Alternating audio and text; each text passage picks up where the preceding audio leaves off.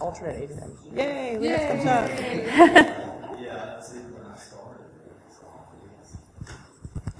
So are we ready? Okay, good. So thank you for the most coveted position in the agenda, the post-lunch session. And I have to commend all of you for coming here and wanting to spend time to invest in your career other than going and investing in your technical skills, because you are the one that's responsible for your career, no one else. And in my volunteering in the community and my day job as working in recruitment marketing, I sort of noticed a trend. I'm Kathleen Smith. I'm the Chief Marketing Officer of a company called cybersecjobs.com. If you notice the wristbands out front by the registration, we're the company that put that out. I've also been the Chief Marketing Officer with a company called clearjobs.net. So I've been doing this for about 17 years. I've been volunteering in the BSides community for the last 4.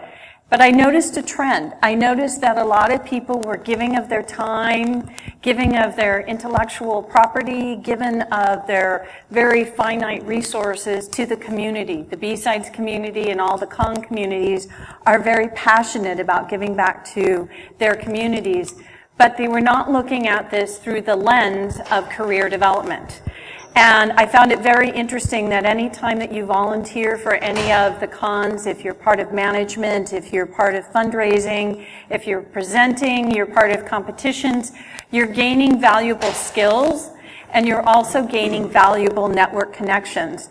But very few of us are looking at these through the lens of our overall career development, or how do we talk about this in our social media profiles or on our resume. So I have a great panel of people that I've had the pleasure and honor of working with in the community in various different capacities. And I thought we would talk about how volunteering in the community, how giving back should also be something that you consider in your career development and part of your conversations with your recruiters or even internally in your management. So I'm going to start with each one of our panelists sort of explaining who they are and what volunteering that they do in the community. Ladies first, Cindy. Okay. Hi everyone, my name is Cindy Jones. I am currently working as a principal security consultant with Rapid7. Volunteer stuff, so this is going to take a second. Let me go ahead and put it in order from the beginning of the year forward. Basically, I work with my local community with the Cyber Patriot program. I'm a mentor for, it used to be my son's school, but he's gone off to college and I'm still doing it. I assist with a couple of other cons during the course of the year. I work as staff on DerbyCon, as well as running registration for BSides Las Vegas.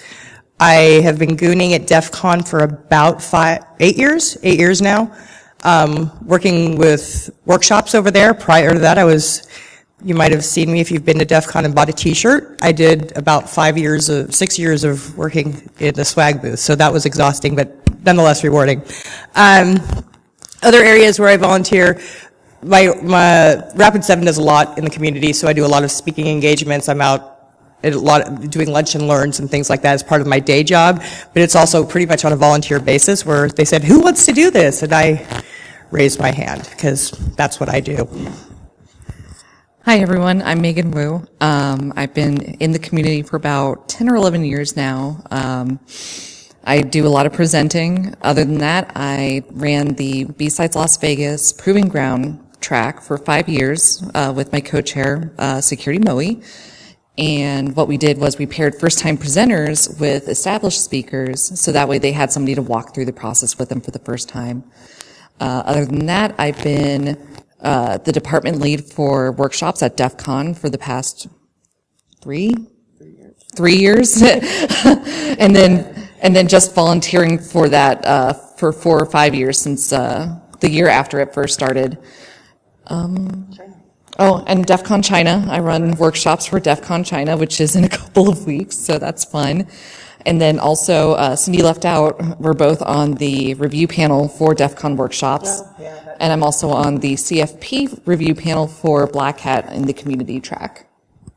So before Doug introduces himself, we wanted to be sure that all of these panels, that we also included a recruiter who has been very active in the community, because it is a growing trend that I am seeing with many of my customers and colleagues, is that recruiters are starting to evaluate or consider volunteering or participating in the community as something that they want to look for in their future candidates.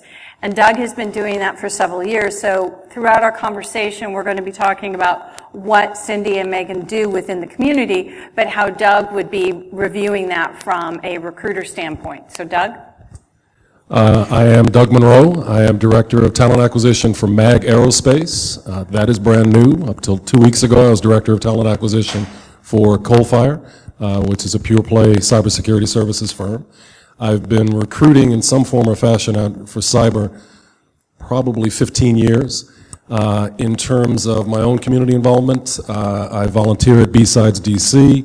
I've had the honor of presenting at BSides Vegas, Cyber Secure Gov, Recruit DC, and I also do career counseling at the Northern Virginia Community College.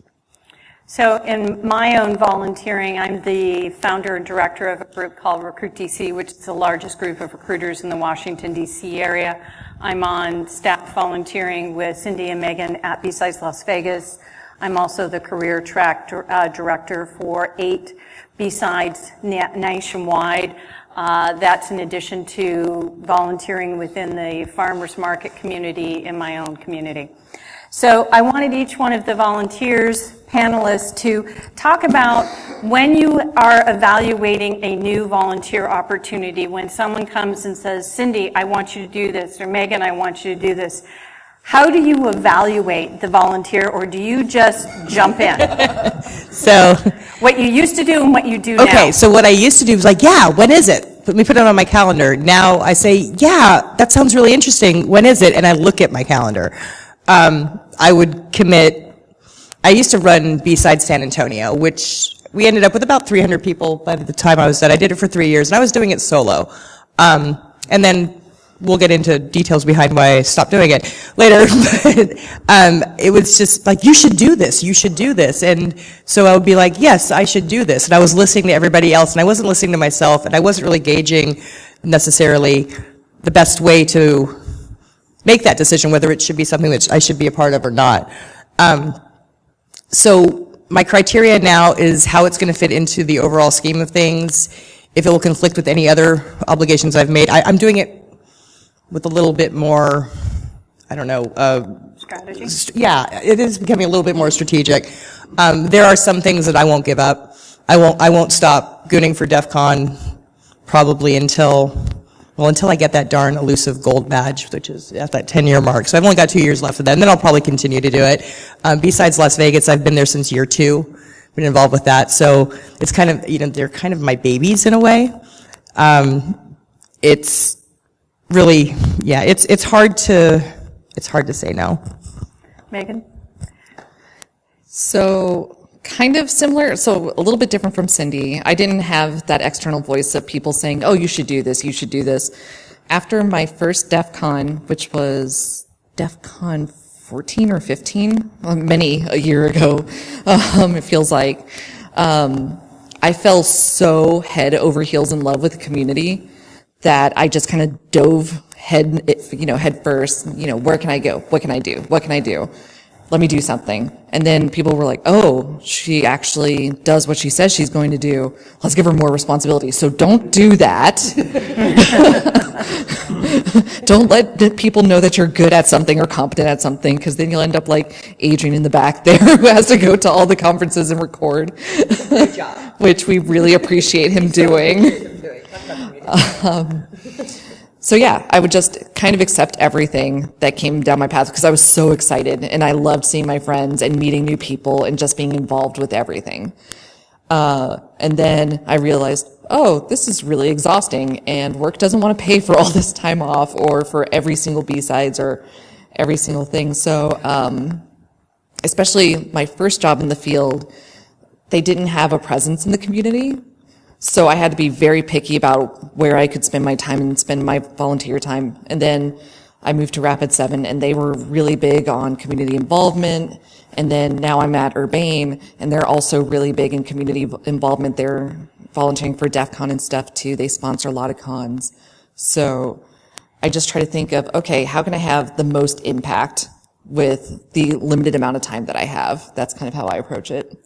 So Doug, when you see someone at a conference, or when you look at someone's resume and you don't see all the places that they've been at, but then you start talking to them and you hear about all the conferences that they are at, the competitions that they're part of, how do you as a recruiter evaluate all of that time out in the community? Is it someone who doesn't want to work and just wants to go from con to con, or does it spark an interest in your mind? There is a fine line, but a fairly obvious one. There are folks who could put together pages on their resume of all of the cons they're going to. That could potentially be a red flag, not in my particular case, nor the organizations I've worked with, but I know some organizations might look at it as, we're going to hire somebody and we're just going to finance their travel plans. I don't know that there are that many people that are at that level of volunteerism. So in my evaluation, what I'm seeing is somebody who's passionate, they are intellectually curious, they want to continue to learn, they're willing to give of their own time to add value to the community, and in terms of the competitions in particular, where it relates to cyber, it gives us some insight into how they approach a problem. Are they able to collaborate as part of a team to successfully solve that problem? All of these things are important. Any industry that you're going to be in, there needs to be a collaborative element, but in particular in cyber, it is so fluid, constantly changing. It's impossible to be truly good at it in whatever component of the area you're in if you're completely siloed. So all of that community activity, all of those efforts to be a part of something bigger than just your individual path, we look at it as a positive. Now, how would you recommend someone writing about this on, say, their LinkedIn profile or on their resume? As you said, is it pages and pages of it, or do you pertain it to specific skill sets? How do you talk about your volunteer and con involvement on your resume? Obviously, the emphasis would be on the volunteering, the community work that you do within cyber, if that's in fact your career path. And it becomes a volume issue, so do try to edit. You know, we don't, again, want pages of it, but let's pick the highlights, what you've done. If you haven't done a great deal, but you are the accountant for your church, that's something. Anything that you're giving to the community, obviously cyber-related activities are going to be of the most value in terms of evaluating a resume for cyber, but even those seemingly unrelated efforts are important because it speaks to the kind of person that we're dealing with. And what we found, and we at Coalfire, we looked at the data, the more involved someone was, and it varied from business unit to business unit, but particularly within the penetration testing team, for example, our attrition rates were lower, and our overall success in terms of superior employee evaluations correlated with people who were active outside of work. They were active doing other things, and specifically related to cyber, obviously, was the greatest value. But that was a clear data set, and that helped us to become more involved in the community as a company because it's a business case that we're making. It's a business case that you can make as an individual within that resume. So again, within the bounds of reason, we'd like to see all of it. It's very easy to do on a LinkedIn profile because it's segmentized, and there's a perfect spot for it in your LinkedIn profile. And you can put all of those speaking engagements, all of those community involvements. You can create a link so that if you don't want to clutter your resume with it, but you do want to make reference to it, if not specifically on your resume, then certainly when you have your first conversations with a recruiter, this is what I do, this is how I stay sharp, this is how I stay ahead of the game, and make sure that they are aware of all of these things that you are doing. So let's get down to some specifics. Conference management. So Cindy, conference management. Yes. Some of the particular things that I would like to hear and I'd like you to share with the community is how did you engage your employer with how much time it was going to take to do BSides San Antonio or any of the other BSides? And what were some of the skills that you learned or were challenged by And, do you talk about this with other people, or do you talk about this in your career development? So how do you engage your employer, and what were the skills that you learned? So first off, when I started BSides San Antonio, I was working as a contractor for the DoD. For those of you who have done contract work for any large organization, your PTO is relatively limited. If you get any at all, a lot of times you don't get any at all. I was fortunate enough to actually have PTO with each of those employers. And I sat in the same chair for 5 years with 6 different bosses or 6 different, leading organizations above me. And every time the new organization would come in, it was a matter of, hey, so I do this thing. The majority of my PTO is going to be used during doing this thing. And this thing it's directly in relation with the job that I'm doing. At the time, I was working as a information security officer and then as a certifying authority for the Air Force. I said, this thing is very important to me, and this is how I spend my time. This is my off time. I dedicate about 20 hours a week leading up to the con. And then the days of the con, luckily, is a weekend thing, so it didn't take time off work then. I said, but there's a lot of time invested in this. These are the things I have to do that I'm dealing with to go ahead and do this, so you'll understand the amount of time I'm spending. I am the sole supporter, if you will, of getting this thing running, and I'm chasing down sponsors, and I'm doing this, and by the way, would you like to sponsor? Always throw that out there. I have the opportunity to promote your name if you would like to sponsor, so I'd always try to spin it a little bit to make the organization get their name promoted. Depending on the group, San Antonio, while it's a big military community, some of these groups that win these contracts are very small, and their goal isn't to promote their name within the industry. That's not what they're there for. So that was never successful. It just wasn't successful. I tried really hard, just wasn't successful. So I let them know right up front that this is something that I do. I'm probably going to go into the red on my PTO over the course of the year. When I leave your organization, you'll take it out of my check. That's fine. It was just expected. Moving from there, leaving that area, I ended up going to Rapid 7. And as Megan mentioned, really involved with community. I mean, they're just about everywhere. I'm really surprised we didn't have something happening here too. We tend to sponsor a lot of things. One of the reasons why I was recruited for Rapid 7 is because of my community involvement. As far as communication with my employer in this regard, they want me to be involved with the community. They're encouraging it. They'd love it if I was wearing the Rapid 7, polo if they made them in decent colors, but they don't. So, they want me to promote the organization, and I'm fine doing that. I'm absolutely fine doing that. They pay for my travel. They pay, for a lot of times they pay for my travel. They encourage us to speak. So it's a totally different arena there. Mm-hmm. What have I learned?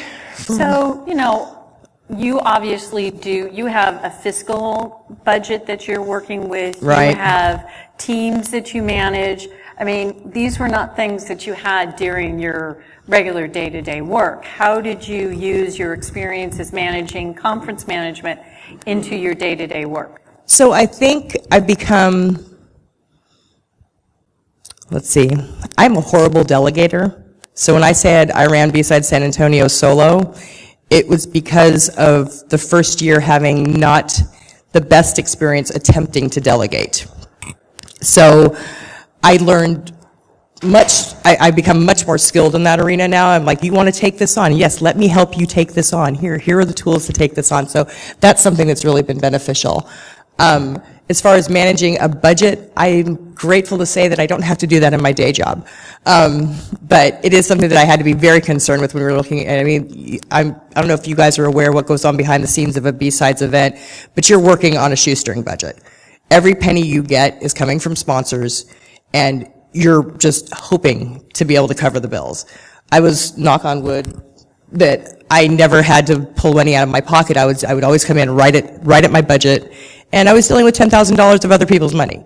And it doesn't sound like a lot, but it's a lot. When your reputation is on the line because you're the one running this conference, that's something to consider. So it did teach me a lot about how to best leverage that money, what areas, so that was very useful. I think it's helped me keep things in mind moving forward. In my day job, when I'm seeing Rapid 7 paying for me to travel to Nashville, for instance, they pay for me to go to DEF CON.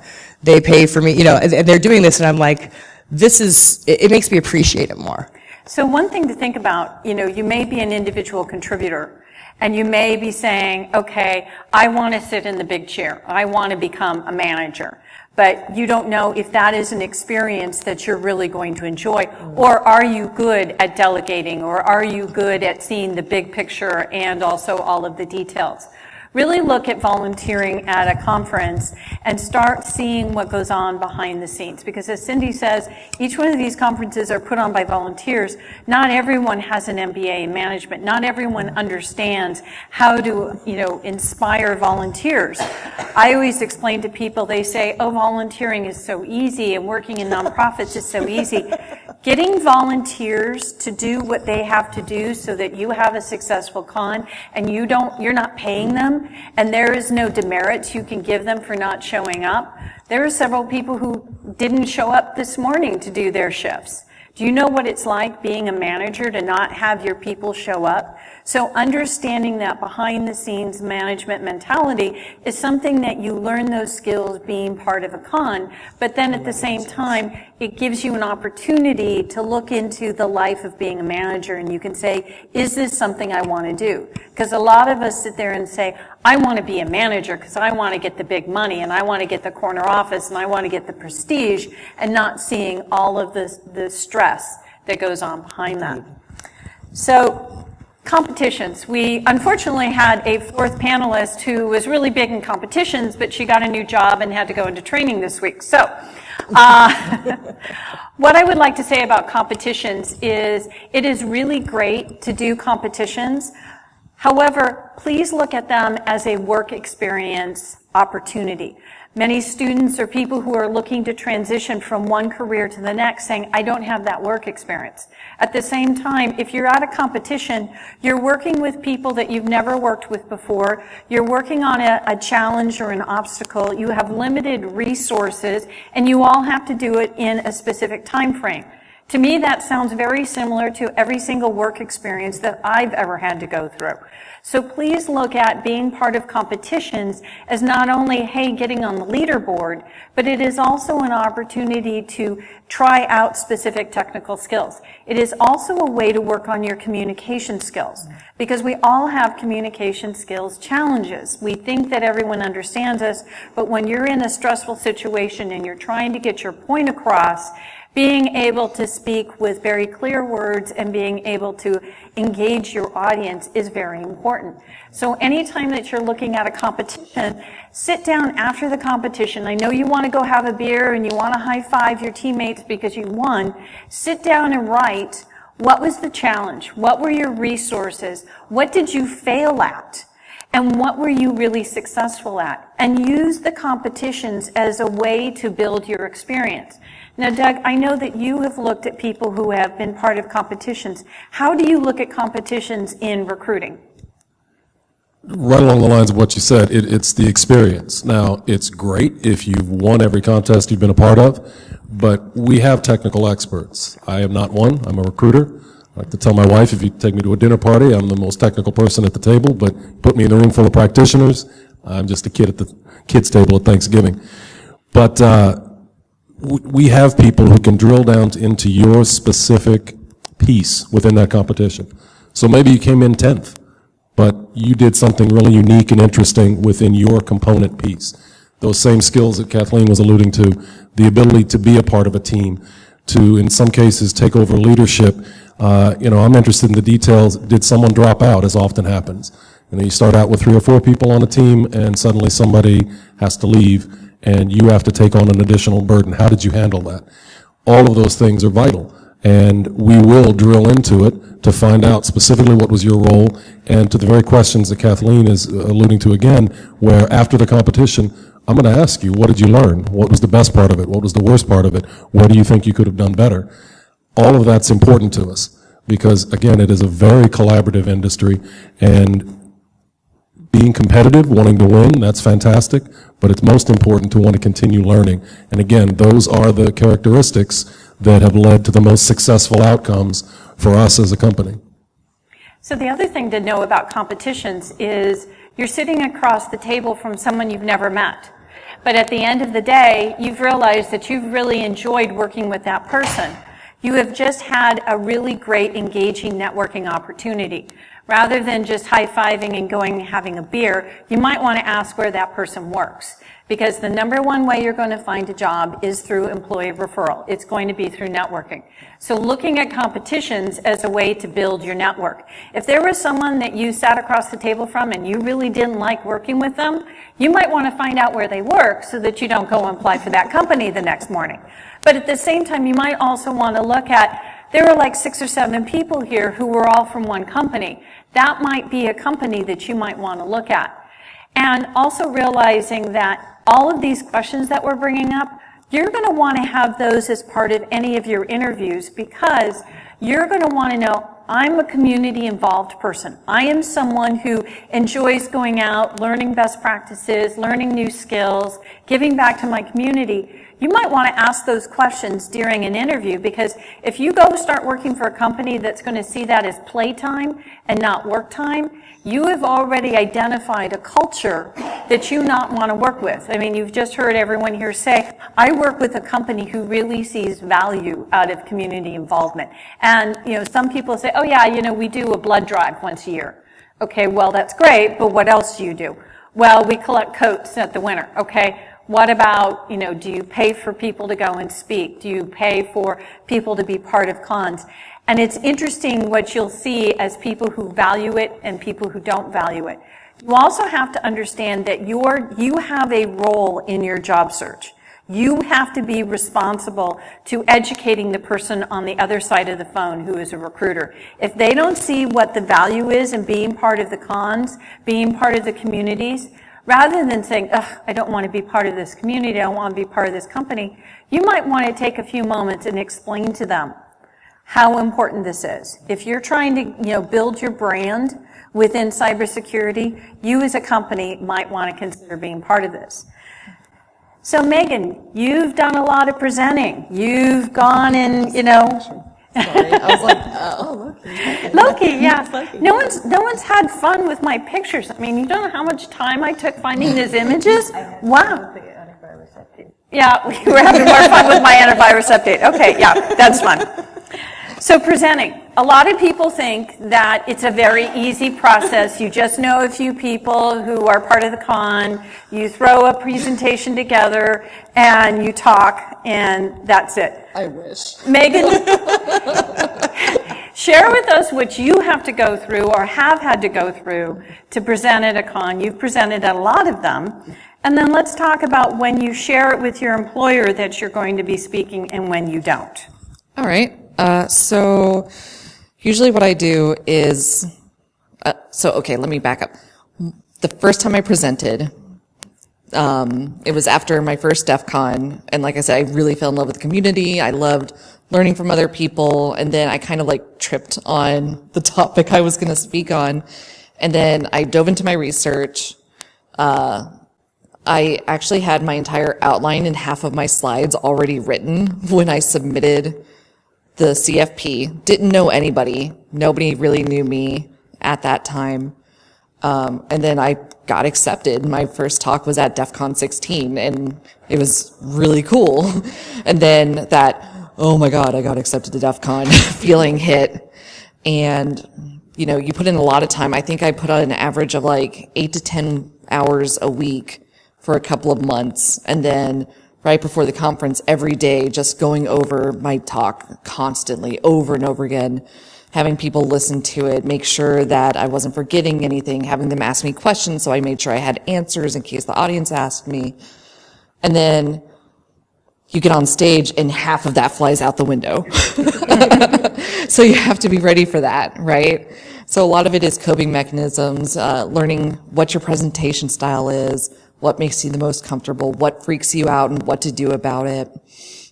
I also speak really, really, really, really fast, naturally, and when I get nervous, it's even faster. So if I don't catch myself, I can go through an hour or two's worth of materials in 30, 45 minutes, and people are just sitting there what just happened?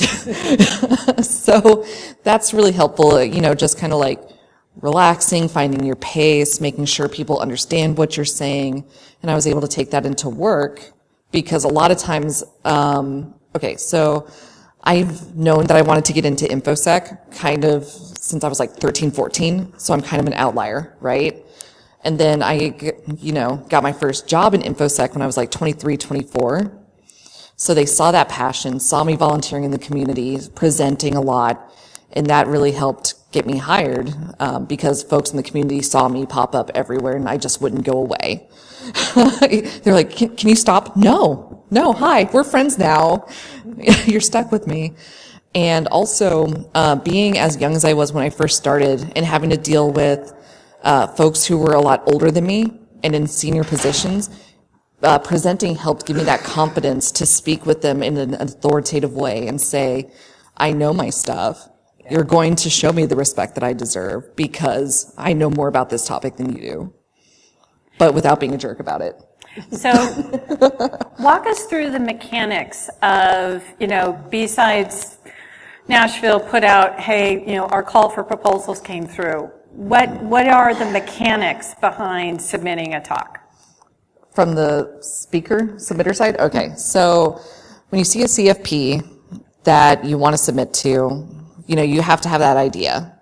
A lot of folks, and me especially, I have this problem too, where you have a talk that you think you want to give, but then you talk yourself out of it, kind of, because you see, oh, so-and-so gave this talk, and they literally wrote the book on this.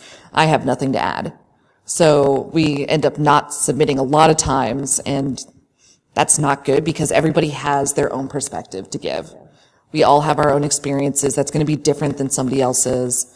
So you have to go over that first hurdle first, and then you have to do a little bit of creative writing, right? And you have to write an abstract that grabs the reviewer's attention, and then you have to show them the logical flow through an outline.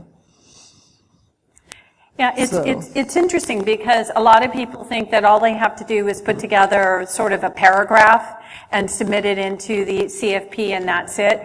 It is everywhere from a 5-question Google Doc all the way through to conference management software that makes you put 8 to 10 pages worth of abstract, short abstract, long abstract. I know that there's one conference that we submitted to, and it was an extensive amount of justifying. I have another proposal I'm going to be submitting next week, and I have to justify why my talk should be accepted. So what's interesting about this is a lot of people procrastinate, and it's a really great way to identify that this is a way that you procrastinate because you see the deadline looming for putting in a proposal, and you're the person that's there an hour before midnight and you're trying to put together your proposal. It helps you with time management to say, okay, I know when I need to submit, I know the material I need to put together, and I know that I have to go, in some cases, I have to go to my employer. And we were talking about this earlier. Do you, how do you make that distinction? Do you tell your employer that you're presenting or do you not? Can you expand on that a little bit? So, unfortunately, I have to say for me, it kind of depends. I've been really lucky for my last 2 employers. So my current employer, Urbane, and then my previous employer were really great about like, oh, you want to present? Tell us what the idea is. If it's not going to make us look horrible, you can probably give the talk. And so that's been great, and it really has given me the confidence to keep going out and doing it. When I first started, it was for a company that wasn't really involved with the community at first, and they didn't really understand the value of going out and doing this. They were like, oh, well, this is a cost center and not a marketing, recruiting, build or brand building opportunity. So in those cases, I would work on my talks on my own time, on my own machines, and then submit the talk and use my PTO. And in those cases, I didn't bother notifying them because I'm not representing them in any way. I used none of their resources. So there was that clear delineation. But then as soon as I started working for folks who were heavily involved in the community, I think it's a matter of respect to show like, oh, hey, not only am I interested in this, I want to do this extra work that you're not going to pay me for, except maybe send me to this conference, and I want to teach other people. And it's also understanding that, rather than automatically thinking that your employer is going to pay for everything, do the due diligence. Go and talk to your management and say, so do we have an internal process? We had unfortunate with this panel, we have various different people who present, and one of the previous panelists worked with one of those very, very, very, very large systems integrators. And they had an 8-month process to be able to approve if you would be able to go out and speak. So if you happen to work with one of those large companies, you may want to understand what your internal process is. You need to work with your management. You then need to go work with their corporate communications department. You really have to map that out. So in that instance, you actually have to have your abstract together well before the CFP opens. These are the talks that I want to talk on. I want to get approved for that. But that is, again, time management. Being able to say 8 to 10 months out, you know that you want to present at DerbyCon, but if you want to make sure that your management is okay with this, you might need to submit it 10 months ahead of time. So let's talk, Doug, a little bit more about how do you look at people who are presenting when, if someone presents, what kind of red flags or green flags does that show you as a recruiter? Frankly, again, except in the rare instances where someone seemingly does nothing but present, and that doesn't happen very often, it's a positive, because of the very things that all three of these folks have been talking about. It's a task. It's not easy. Full transparency. I proposed a talk for Recruit DC coming up in May and didn't make it through. But you're thinking about an idea. You're trying to craft something. Ideally, you're getting the chance to execute it. These are all very important skills, and even the things that don't get accepted, you're learning along the way. How do I better hone the abstract? How do I create a better idea, create more value so that I am going to get the opportunity to present? So frankly, it's all a positive. And the other thing that comes out of presenting and the very practice that you were describing is something I tell candidates all the time. Sooner or later you're going to have to interview for your next job. And interviewing is like anything else. It's a function of repetition. So stand in front of the mirror. Talk to yourself. Get a friend. Give you questions. What you did, getting in front of a group of people, doing your whole presentation, having them ask questions, prepare for it so it becomes, it's rote. When you actually get on stage, you are comfortable enough with your subject matter that you're able to respond to whatever happens. And that, again, that is a skill that it applies to interviews. It applies to the further along you go in your career, the more presentations you're going to have to give internal to your organization or external to a client. So it's an absolute green flag to me and to virtually every recruiter I've ever worked with or has worked for a team that I led. It is important, and again, it's that time management, it's that commitment to do something above and beyond, and it's honing those skills that do translate into other things. And to piggyback some of what you were talking about in terms of just the overall involvement and how it relates to job searches, Kathleen's absolutely right. The highest degree of likelihood is that your next job is going to come, at least in small part, based on someone you know. So if you get involved in an open source project and you shine, there are going to be other people that are going to notice this. I don't know if you're familiar with Bloodhound. It was a tool that was developed by folks that I was fortunate enough to work with, and it was developed as an open source product, and it was developed primarily by our guys, but there were other folks involved.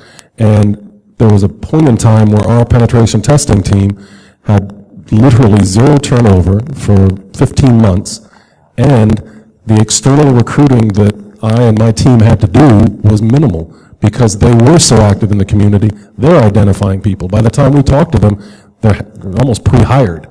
And you can be on the other end of that if you're active in the community, and the presentations are a great part of it, but even the volunteering, the learning, what happens at these events is complex and prone to all sorts of issues. So as you get a feel for that, it's going to teach you immeasurably valuable skills. So it's definitely an absolute green flag for us in the recruiting realm.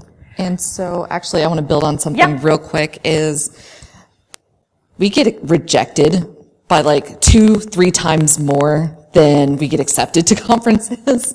So we all get that question that we kind of hate and poke fun at when we interview, which is, what was a major setback for you and how did you grow from it, or what did you learn from it? And a lot of times when I get rejected, that's the best learning experiences that I have, is because once I get rejected, I message the review board and I'm like, okay, well, why did I get rejected? And a lot of time they'll give you that feedback. Well, oh, it didn't seem like an audience fit. Okay, well, maybe I didn't communicate it the right way. Or maybe, I just shopped it at the wrong conference. And, or maybe they didn't understand the logical flow. So I improve it. And if you're still within the CFP window, you can resubmit the same talk if you improve it. Like if you don't make it in the first round, you can submit for the second round and have another chance. A lot of folks are okay with that. And what's interesting, when you look at your career development, a lot of us want to move on within our career. Some people want to move on from being an individual contributor into being a manager, or being able to, get a seat at the big table. Well, what's interesting is getting a seat at the big table means being able to write, being able to speak and convey your ideas, and being able to engage in a conversation. Well, being able to present an idea through a CFP and have your idea accepted, and then coming into a conference and being able to present it, is only going to show your internal management and other companies that you are management material. Now, that's your choice. You decide if you want to do that, but you can't go to the big chair, you can't go to the big room unless you can show that you can, present yourself, convey your ideas, and being able to do that both verbally and through writing.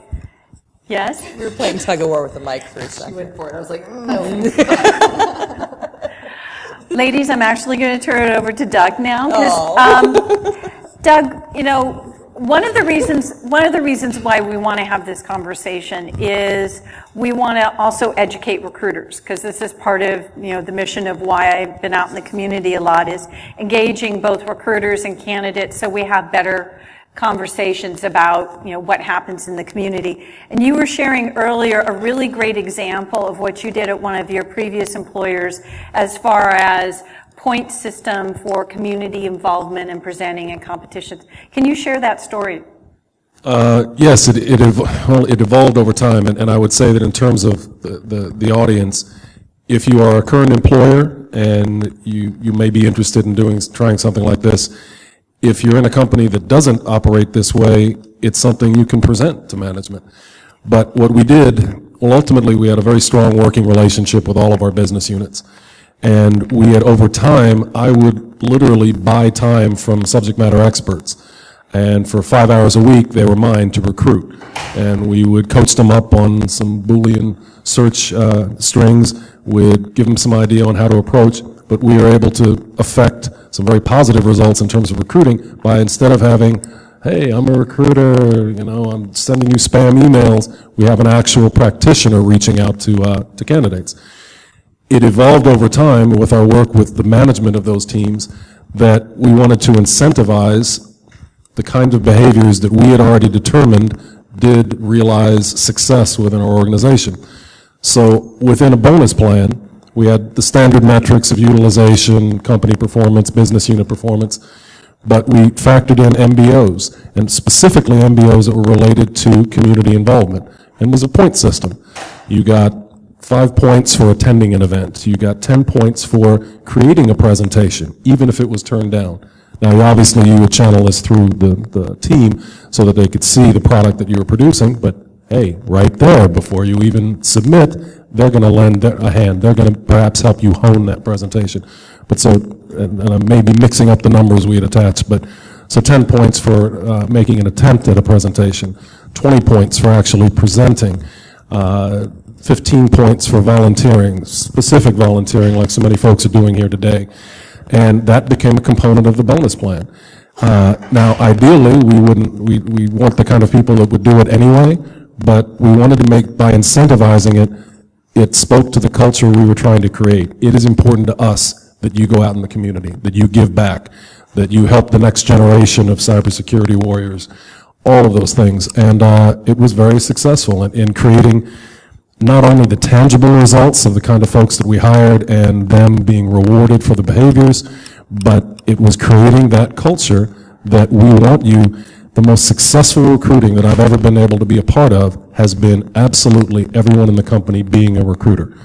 And the best way that that can be realized is by being active, attending these events, continuing to learn, participating as a volunteer, as a leader, as a presenter, as a competitor. All of these things are vital, and we just chose to incentivize it. Thank you. I thought that was just a great plan. I wish more companies did it. So obviously you're volunteering, you're presenting, you're speaking, you're competing, you have a full-time job, you have kids, you have parents, you have all of it. You're going to have, what are you going to have, Cindy? Exhaustion. Exhaustion. Absolute exhaustion. So let's talk a little bit about the other side of volunteering, especially since one of the conference organizers just walked into the audience. Hi, Lauren. Hi, Lauren. So let's talk about exhaustion, burnout. How do you plan your exit and not burn your bridges? We're a small community. What happens when that happens? So both Cindy and Megan want to touch on that? Sure. So I tend to think that my volunteer spirit is trying to kill me. I get involved with way too many projects. As I mentioned before, I have a very difficult time saying no. Funny topic, in preparation for this, we gave this panel in December, and in preparation for it, I wanted to find out what drove Rapid 7 as a very community-involved organization. What got them started. So I wanted to speak to, the best person to reach out to at the time was the head of our People Strategy Group, which is a bougie way of saying HR.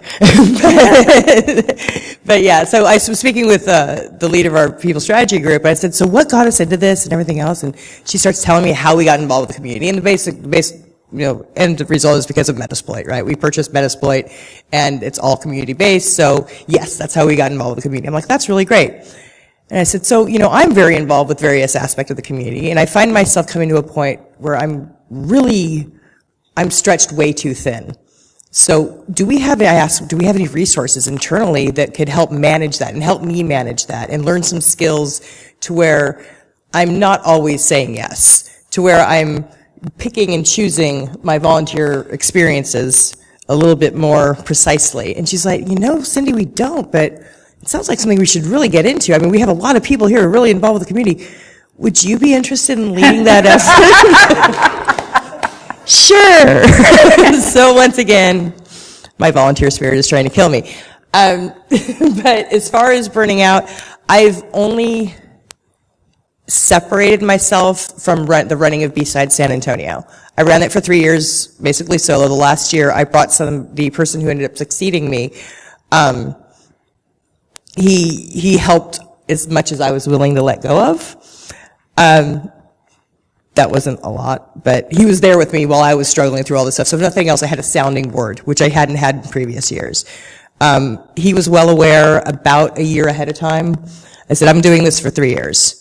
That is what I'm doing it for. And then I'm stepping back. And that's what I did. And I handed the reins over to him, and it was the hardest thing I think I've done other than sending my kids to school. I mean, it was really hard. But seeing what he ended up being able to achieve with it was magical. It was great. It was the most rewarding thing. I'm like, oh, my baby's all grown up, and he's doing this with it now, and it looks so great. So it was a really positive experience. But I did plan on it for... I started talking about it in my second year 3 doing it, and so like, heads up, don't forget, you get to do all this next year. The year that I was not involved, I'm like, I'll be happy to be there in an advisory capacity. And the day before the conference, like 2 days before the conference, he called me a little bit of a panic, because this is his first year now, so, but we were able to, I was able to step through it with him. I'm like, let's go shopping together, come on, let's go make a Costco run, we gotta do this, that, and the other. Let's go do this. And he said, all right, thanks. Talked him off the ledge, and last year I had nothing to do with it at all, and it was great, so, other than attending, which was really nice. So, I mean, but it's still, like I said, I don't plan on stopping. So some of the things that I see in the community is people tend to really burn themselves out. Not just exhaustion, we have a burnout because we don't believe we can say no. And people believe, okay, this is part of my identity, I need to keep doing it.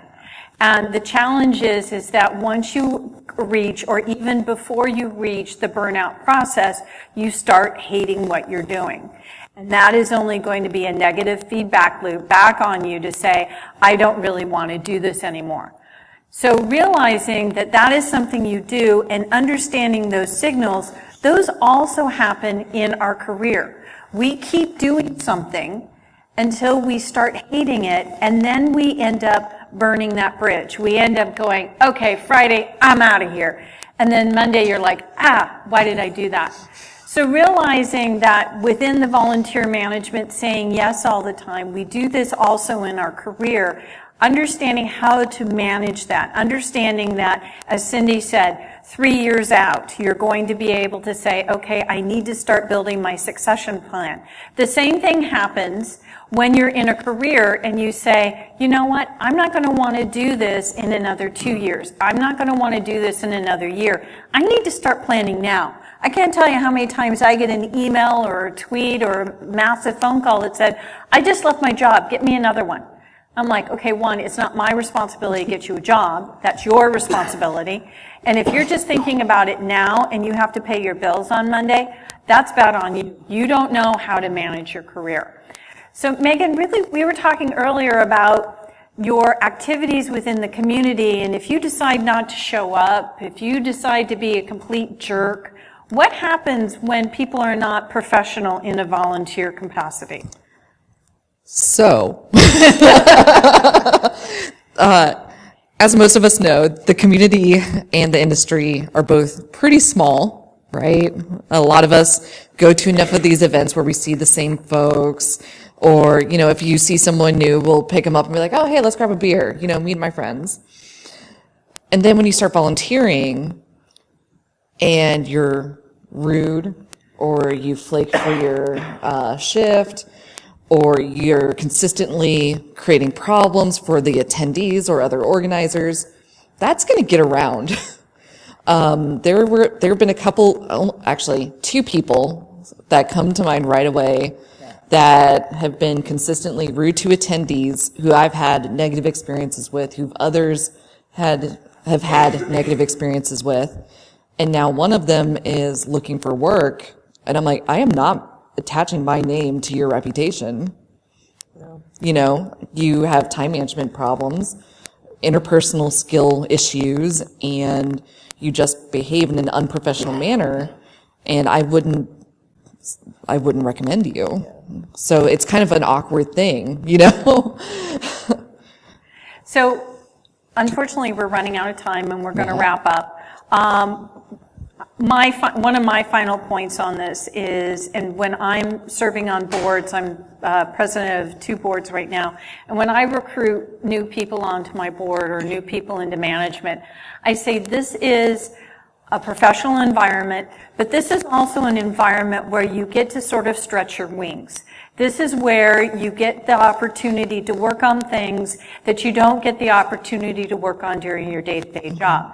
There are several sort of graphic programs and marketing programs that I'll play with in my volunteer time that once I've figured out my proficiency, I work on it during the day-to-day work. But I also work on my interpersonal skills.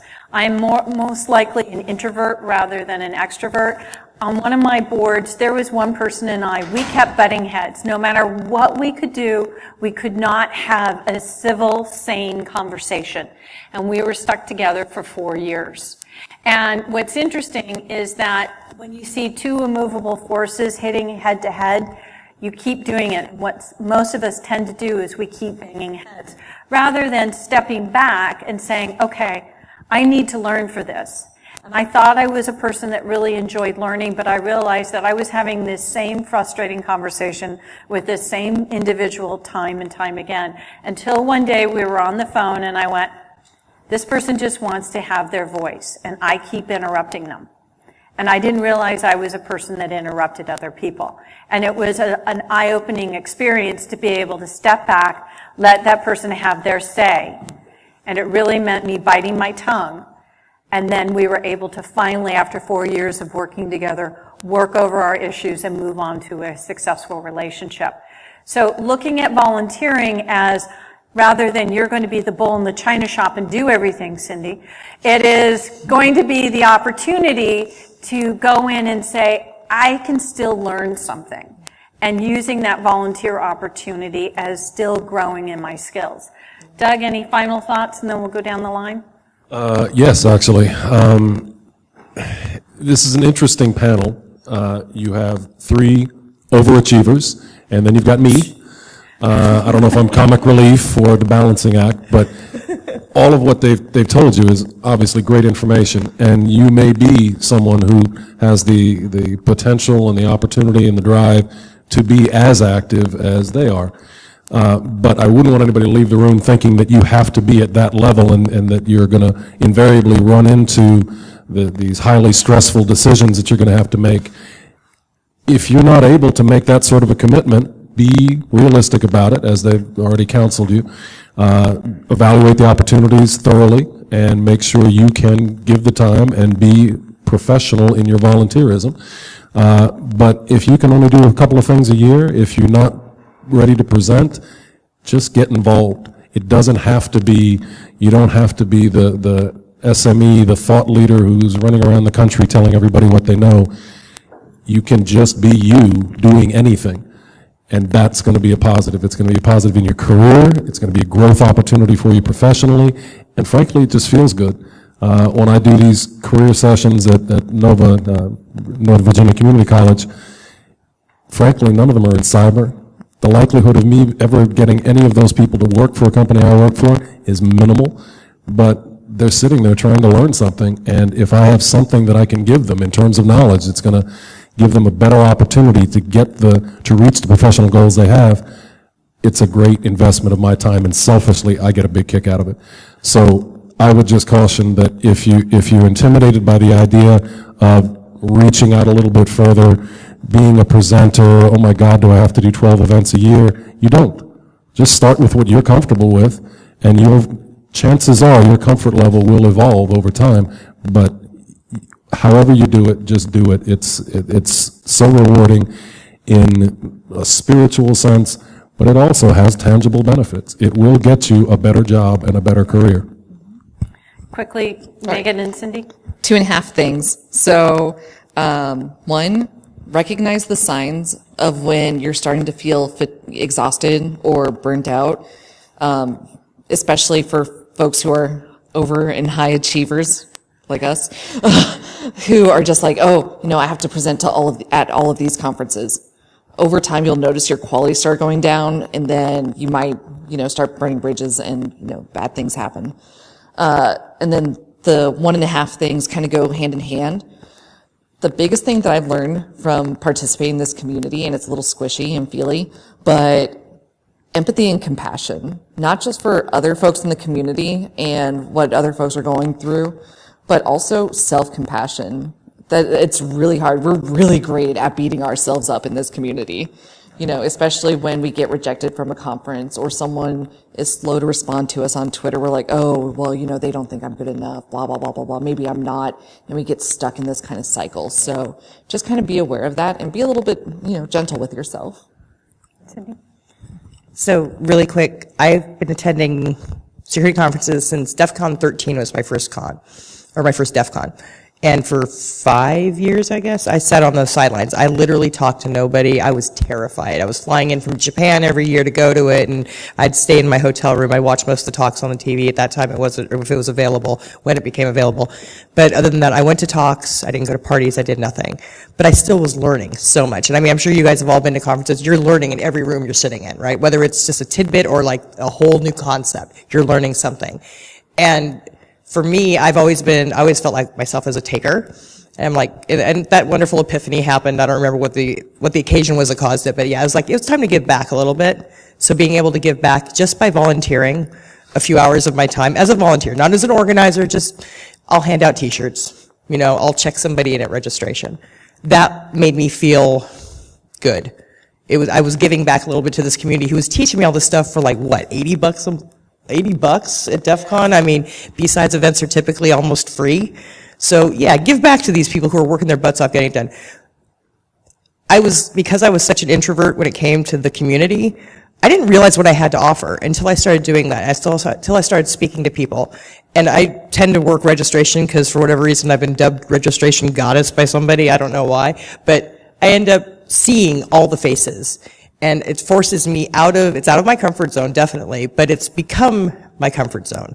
I've actually evolved my ability to communicate with utter strangers I can talk to anyone, anywhere now. I will, I'm going to talk about your shoes, I'm going to say whatever. I'm going to be able to talk to you. So from a personal growth perspective, it's been spectacular. It's worthwhile. And from a career development, getting your name out there and, talking to the people that are out there, you're able to go ahead and expand your career. My past 2 jobs I've gotten strictly by word of mouth. I haven't applied in a while, So thank you, everyone, for being in the room. We really appreciate it. As you can tell, we are a passionate group of people, as most of BSides is. And I hope that this was helpful for you to sort of put a different lens on community involvement and how it can help your careers and how it can help your job search. Let's thank my panelists. I know the panelists will be up here if you have any questions, but we have the next presenter who needs to get ready. So if you have questions, come on up.